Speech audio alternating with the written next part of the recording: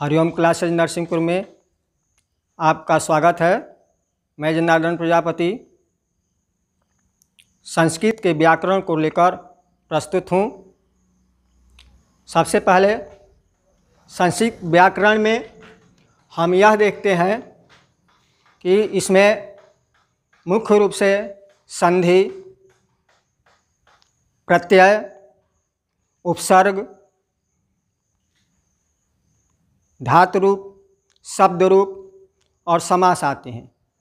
सबसे मुख्य जो है संधि है, इसको जानना नितांत आवश्यक है।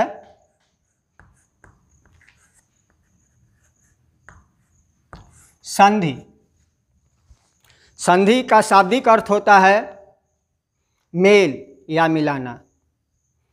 जब दो वर्ण आपस में मिलते हों तो उसमें जो विकार उत्पन्न होता है उसे संधि कहते हैं। या यूँ कह लीजिए, जब दो पहले शब्द का अंतिम अक्षर और दूसरे शब्द का प्रथम अक्षर जब आपस में मिलते हों तो उसमें जो परिवर्तन आता है उसे हम संधि कहते हैं। जैसे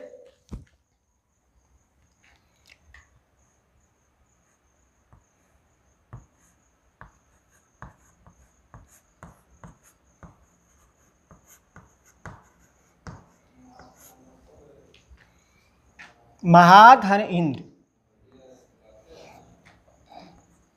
सत्य धन चित्त।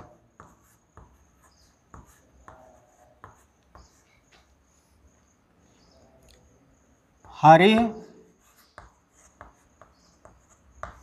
धन चरति।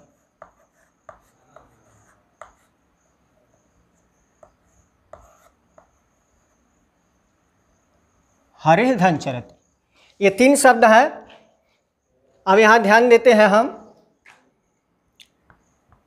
म हा, म है, ह आधा अक्षर हो गया, इसमें आ जुटा है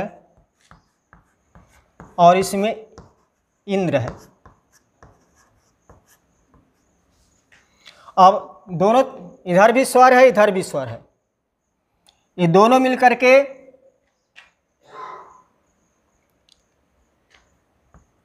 ये हो जाता है। अब हो गया आपका म, ह में ये जुट गया तो ये हो गया द्र, महेंद्र हो गया। यानी दोनों तरफ स्वर है और दोनों स्वर मिलता है तो एक स्वर बन जाता है और यहाँ पर महेंद्र हो गया। यहाँ पर आपका ये स्वर संधि हो गया। यहाँ पर देखिए सत और चित्त है, दोनों तरफ व्यंजन है। जब दोनों तरफ व्यंजन होता है तो इसका जो है च अक्षर हो जाता है, त का च हो जाता है, डबल च हो जाएगा, सत चित्त हो जाता है। उसी प्रकार से यहाँ देखिए विसर्ग लगा है। यहाँ पर जो है चरति है तो यहाँ पर ह ऋष चरति हो गया।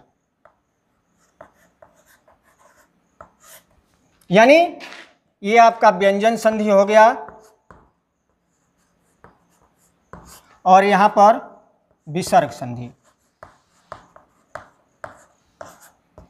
कहने का तात्पर्य संधि, स्वर संधि, व्यंजन संधि और विसर्ग संधि, ये संधि के भेद होते हैं। आगे चलकर बताएंगे। पहले यहाँ यह संधि में स्वर संधि के बारे में पहले हम पढ़ेंगे। संधि जो होती है तीन प्रकार की होती है, स्वर संधि, व्यंजन संधि और विसर्ग संधि।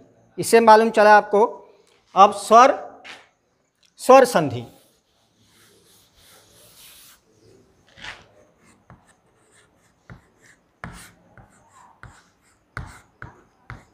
स्वर संधि, स्वर संधि के जानने से पहले हम यह ध्यान देंगे स्वर कौन कौन से हैं।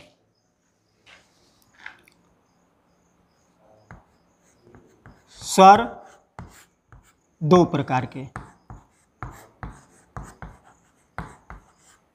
दो प्रकार के होते हैं। पहला ह्रस्व स्वर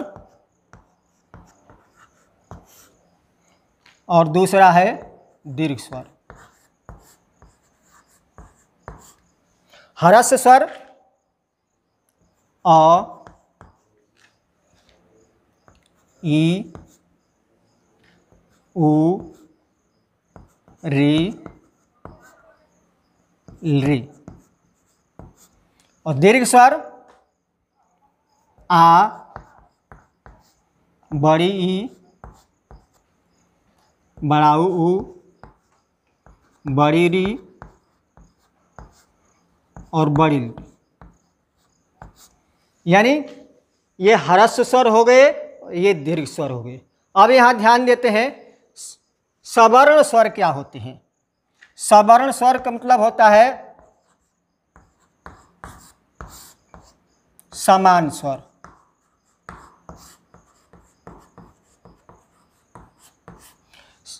समान स्वर यानी अ का समान स्वर आ हो गया, ई का समान स्वर बड़ी ई हो गया, उ का समान स्वर बड़ा उ हो गया, री का समान स्वर बड़ी री हो गया और री का समान स्वर बड़ी री हो गया।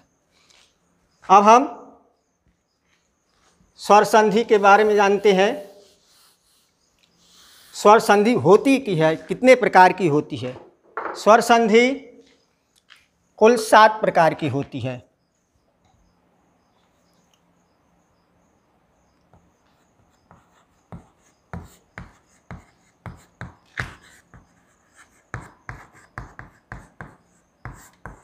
सात प्रकार की होती है।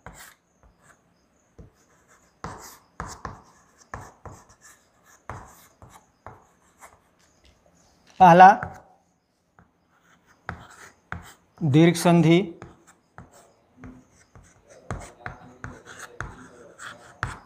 दूसरा हुआ गुण संधि,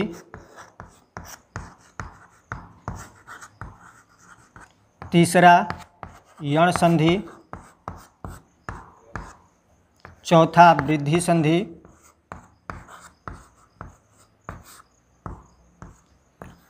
पांचवा आयादी संधि और छठवां हुआ आपका पूर्व रूप संधि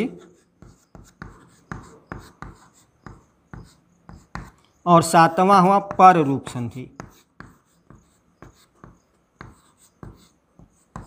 ये 7 प्रकार की संधि हो गई।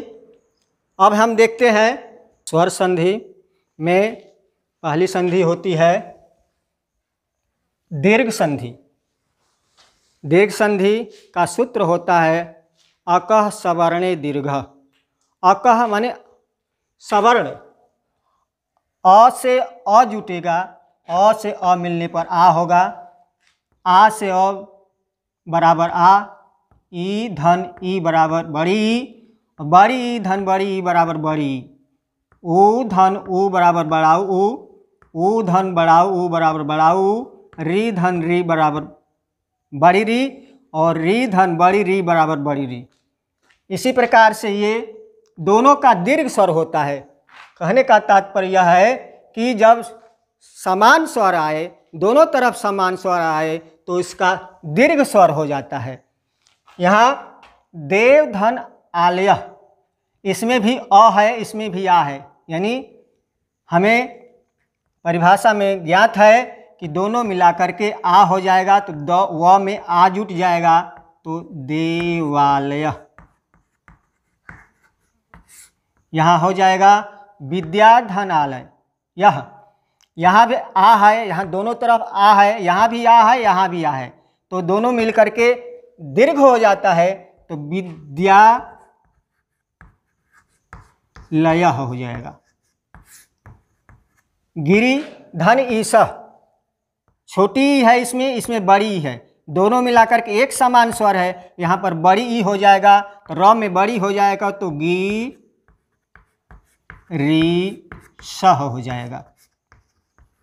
यहाँ मही धन इंद्र, यहाँ पर बड़ी ई है, यहाँ पर छोटी ई है, यानी समान स्वर है, सवर्ण है, इसलिए यहाँ पर बड़ी ई की मात्रा हो जाएगी म हिंद्र देश, यहाँ पर ऊ की मात्रा है और यहाँ भी ऊ की मात्रा है, इसलिए यहाँ पर बराबर हो जाएगा गु रु प देश हो जाएगा। दूसरा है पितृधन ऋणम, यहाँ पर री की मात्रा, यहाँ भी री है तो यहाँ पर री की मात्रा हो जाएगी पी त्रिरम। और हो त्रिधन ऋकार, यहाँ भी री की मात्रा है तो इसको बराबर हो त्रिकार।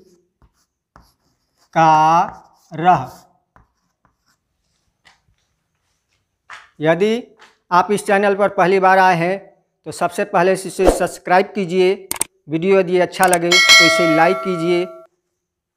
धन्यवाद।